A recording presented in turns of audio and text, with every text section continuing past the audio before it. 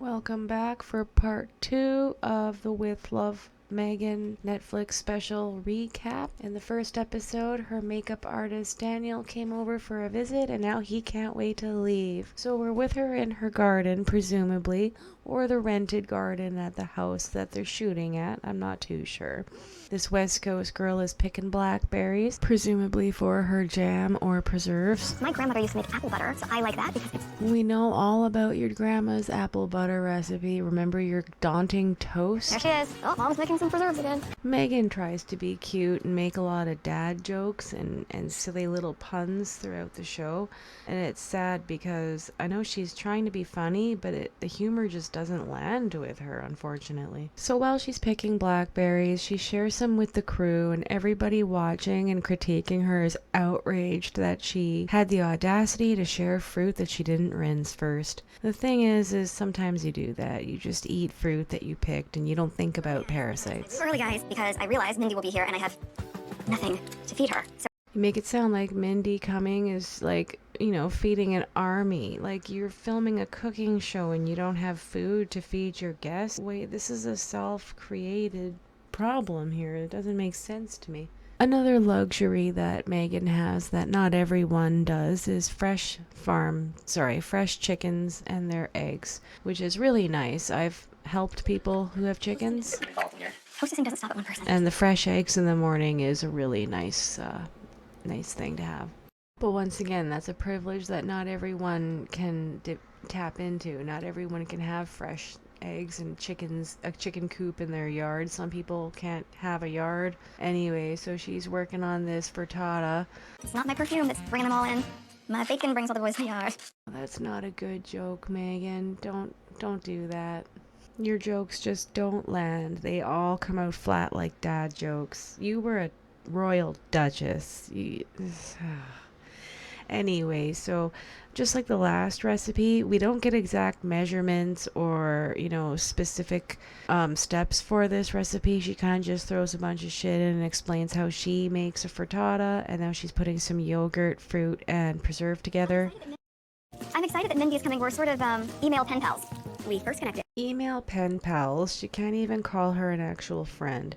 So she explains how they met through archetypes and how Mindy's coming over now to pal around. It's evident that Meghan doesn't have a lot of close friends in her life. It's all people that she works with or hires for things. I really liked Mindy from The Office. It was one of my absolute favorite shows. She wasn't my favorite character by any stretch, but she was an executive producer and a writer, so I have mad respect for her up until now.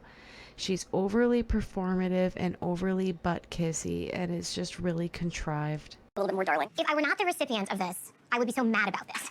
This is so nice. This is gorgeous.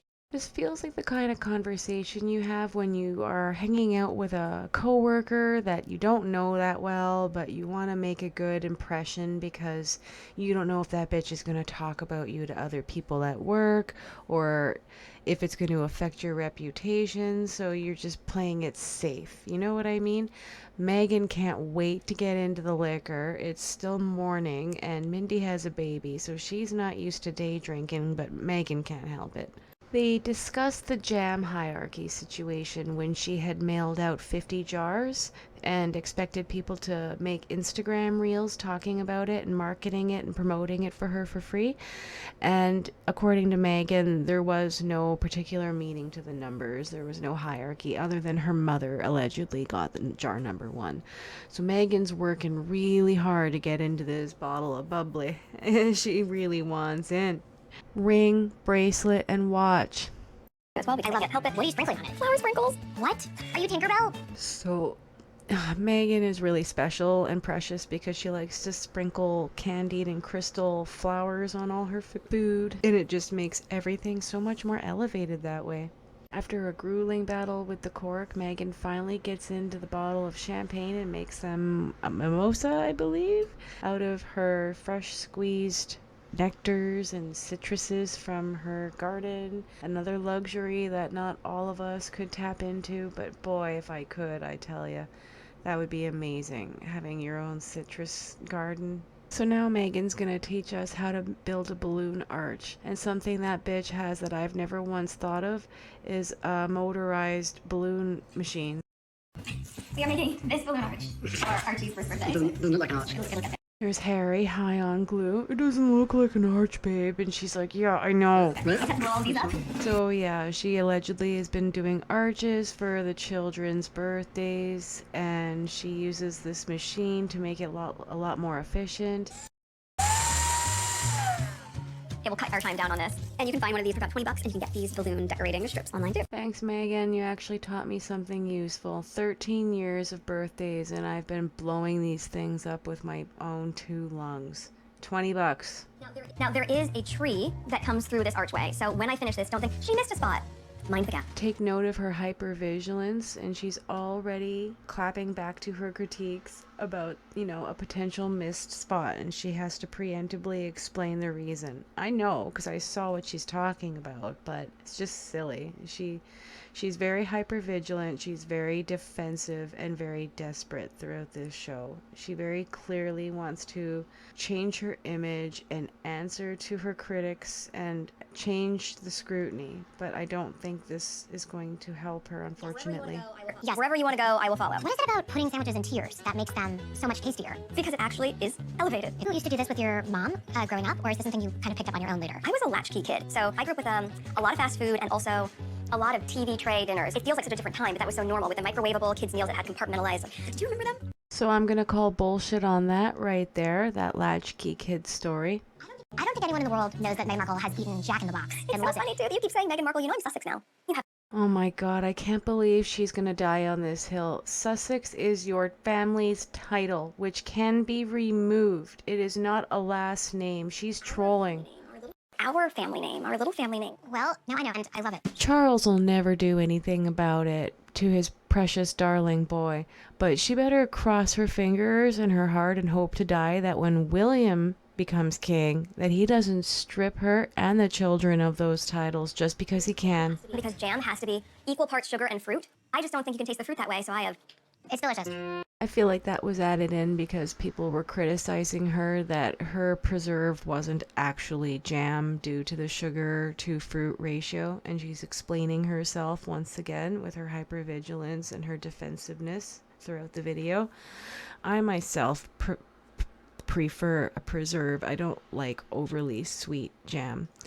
I would like a jam with more interesting flavors as I get older. I have this one that's raspberry, cherry, and strawberry, and I like that one because the cherry is a little bit tart, and it's more flavor than just sweet strawberry or raspberry jam. But yeah, I'd like to try some of those ones that are like tart, really sour, and have like champagne in them and stuff, like for more different flavors. That would be kind of nice. I will be checking out High Grove one day when I have the money for that. So they're drinking some more, and I think Mindy's finally like having a blast over here because, you know, she's 3 or 4 mimosas in. Megan's got her all prepared for their children's tea party that doesn't seem to have any children at it. I find it adorable how much use she gets out of that Bodum or coffee press. For those of you who don't know, that's a West Coast thing as well. The best cup of coffee you'll ever had is made in a press, but they're useful for other things too, obviously. It looks like she used it to make some sort of water or tea or elevated water with mint or rosemary or some shit. I don't know. So entering the balloon arch, it's very pretty, but I'm a little weirded out that she went through all this effort for a child's tea party, but I don't see the children. And I'm not saying we have to. They didn't have to be on camera. They didn't have to film them, but I don't hear them. There's no sign of them. They're not talking about them. It's just a little weird to like go through this much effort to have a tea party with, you know, your grown 30, 40, 50-year-old friend. But Megan's cut now, so she's having a blast. She's day drunk and desperate, and Mindy's been pandering, and she understood the assignment. Let's just put it that way. And I'm not picking on Megan for drinking in this episode alone. If it was just this one with Mindy having mimosas, I wouldn't have said anything. But it appears to me like in every episode she is drinking with her guest. This part had me cracking up. She made herself a crown out of daisies, you guys. I love it. Great for curtsying to me and calling me Princess Meghan, Duchess of Sussex. Do it now, Mindy. Do it, Mindy. I gave you mimosas and food. You bow to me now, Mindy.